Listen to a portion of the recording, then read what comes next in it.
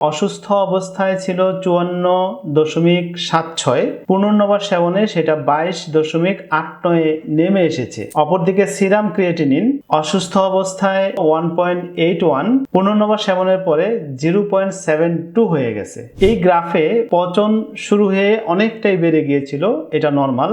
লিপিক acid খেয়ে কমে এসেছে, তার চেয়ে বেশি শক্তিশালী ভাবে কমেছে পুনর্নবা 200 mg এবং 400 mg সেবন করে।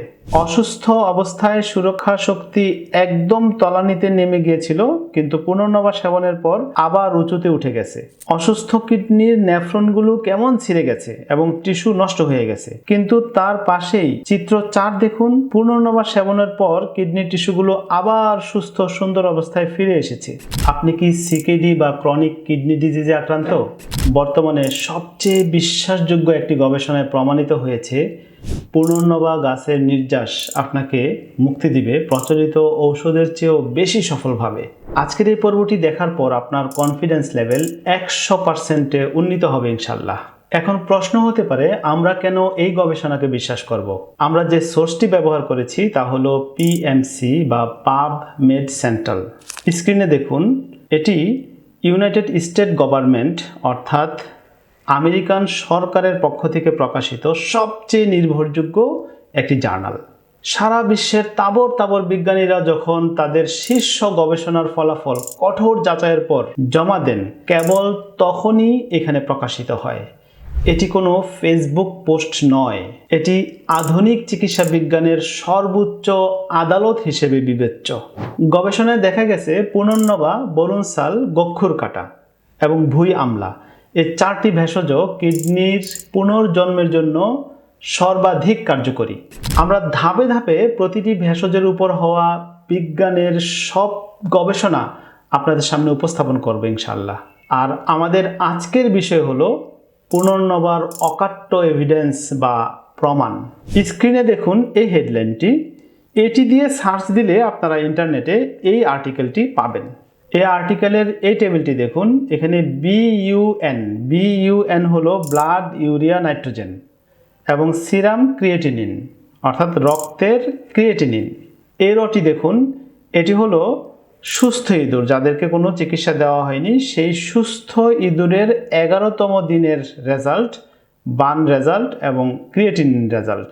এটি অসুস্থ অর্থাৎ যাদেরকে চিকিৎসা করা হয়েছে তাদের 11তম দিনের বান রেজাল্ট এবং ক্রিয়েটিনিন রেজাল্ট।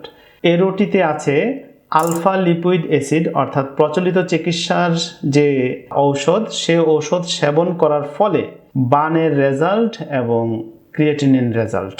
এরটি পুনর্নবা 200 mg সেবন করার ফলে যে রেজাল্ট এটা 400 mg সেবন করার রেজাল্ট।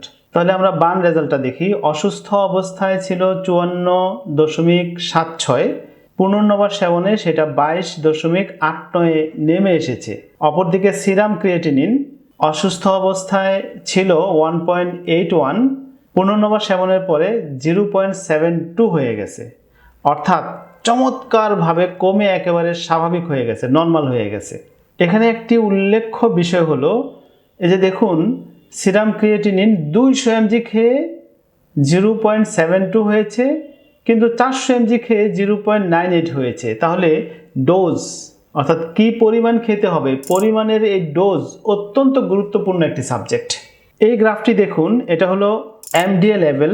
জেন্টামাইসিনের বিষক্রিয়ায় ইঁদুরের কিডনির কোষে কিভাবে মরিচা বা পচন ধরছিল সেই লেভেলটি আপনারা এখানে দেখতে পাচ্ছেন।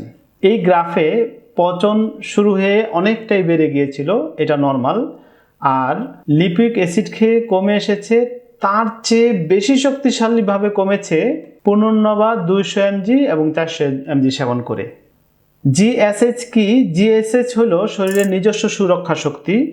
অসুস্থ অবস্থায় সুরক্ষা শক্তি একদম তলানিতে নেমে গিয়েছিল, কিন্তু পুনর্নবা সেবনের পর আবার উঁচুতে উঠে গেছে, অর্থাৎ শরীর এখন ভেতর থেকে নিজেকে মেরামত করতে সক্ষম হয়েছে। এবার টিস্যুর ছবিগুলো দেখুন। চিত্র 2, অসুস্থ কিডনির নেফ্রনগুলো কেমন ছিঁড়ে গেছে এবং টিস্যু নষ্ট হয়ে গেছে, কিন্তু তার পাশেই চিত্র 4 দেখুন, পুনর্নবা সেবনের পর কিডনি টিস্যুগুলো আবার সুস্থ সুন্দর অবস্থায় ফিরে এসেছে। যা আধুনিক অ্যান্টিঅক্সিডেন্ট ঔষধ আলফা লিপোইক অ্যাসিডের চাইতেও অনেক ক্ষেত্রে ভালো ফলাফল দেখিয়েছে। পিএইচ ক্লিয়ারেন্সের এই গ্রাফটি দেখুন। অসুস্থ অবস্থায় অনেক কমে গিয়েছিল, কিন্তু লিপোইক অ্যাসিড তারপর পুনর্নবা 200 mg এবং 400 mg সেবন করে এটা বাড়তে শুরু করেছে। এটা হলো 11তম দিনের রেজাল্ট।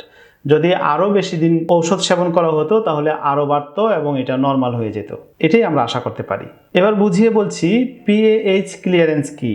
পিএইচ ক্লিয়ারেন্স হলো কিডনির মধ্য দিয়ে প্রতি মিনিটে কতটুকু রক্ত প্রবাহিত হচ্ছে এবং কিডনি সেই রক্ত থেকে কতটুকু বর্জ্য ছেঁকে বের করতে পারছে তার মাপ করার বা তার মাপার পদ্ধতি হলো পিএইচ ক্লিয়ারেন্স। কি অবাক করা তথ্য, তাই না? আধুনিক বিজ্ঞান আর গবেষণাগারে ইঁদুরের উপর এই অভাবনীয় সাফল্য আমাদের দেখাচ্ছে প্রাকৃতিক শক্তি কতটা প্রবল।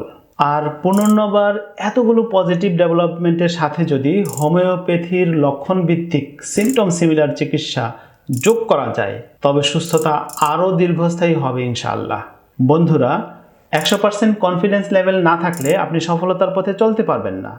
একটু ঠান্ডা মাথায় ভাবুন, প্রচলিত কেমিক্যাল চিকিৎসায় ঔষধ সেবন করার পরও যখন আপনার ক্রিয়েটিনিন লেভেল বেড়ে যায়, আপনি কিন্তু সেই চিকিৎসা ছেড়ে দেন না, আপনি আবার সেই চিকিৎসা পদ্ধতির কাছেই যান। ঠিক অনুরূপ আস্থা আপনাকে এই প্রচলিত প্রাকৃতিক চিকিৎসায় রাখতে হবে। বিজ্ঞান যখন নিজের চোখে প্রমাণ দিচ্ছে তখন সংশয়ের কোনো অবকাশ নেই। পুনর্নবা মানেই হলো দেহকে নতুন করে গড়ে তোলা। আপনাকে অবশ্যই একজন অভিজ্ঞ চিকিৎসকের তত্ত্বাবধানে সঠিক ডোজ নির্ধারণ করে চিকিৎসা চালিয়ে যেতে হবে। পুনর্নবার এই হার্বাল ফুড সাপ্লিমেন্ট অর্ডার করতে এবং হোমিওপ্যাথি চিকিৎসার জন্য অ্যাপয়েন্টমেন্ট নিতে স্ক্রিনে দেখানো নাম্বারে যোগাযোগ করুন। 3 ফ্রি লাইফ, সুস্থ জীবন, নিরাপদ ভবিষ্যৎ। নিজেকে ও পরবর্তী প্রজন্মকে বাঁচাতে 3 ফ্রি লাইফ মিশনে যুক্ত হন।